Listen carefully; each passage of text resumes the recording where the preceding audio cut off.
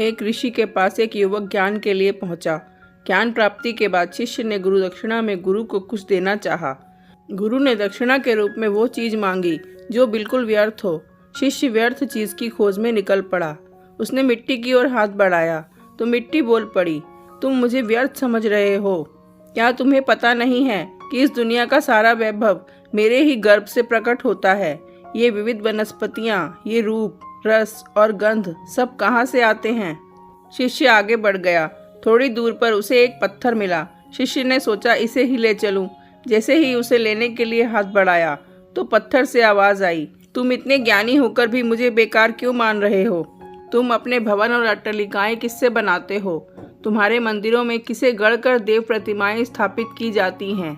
मेरे इतने उपयोग के बाद भी तुम मुझे व्यर्थ मान रहे हो। यह सुनकर शिष्य ने फिर अपना हाथ खींच लिया। वो सोचने लगा, जब मिट्टी और पत्थर इतने उपयोगी हैं तो आखिर व्यर्थ क्या हो सकता है?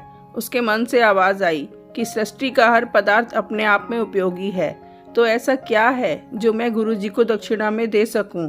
रास्ते में उसे एक संत मिले। युवक ने उन्हें अपनी बात बताई। संत मुस्कुराए और युवक से कहा, ऐसा नहीं है, व्यर्थ की चीजें सिर्फ वो होती हैं जिनका सीधे तौर पर आपके जीवन में कोई कार्य नहीं होता, बल्कि व्यर्थ की चीजें वो हैं जिनसे किसी का कोई भला नहीं हो सकता। वस्तुतः व्यर्थ और तुच्छ वो है जो दूसरों को व्यर्थ और तुच्छ समझता है। व्यक्ति के भीतर का अहंकार ही एक ऐसा तत्व है जिसका कहीं कोई उपयोग नहीं।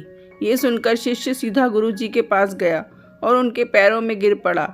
वो दक्षिणा में अपना अहंकार देने आया था।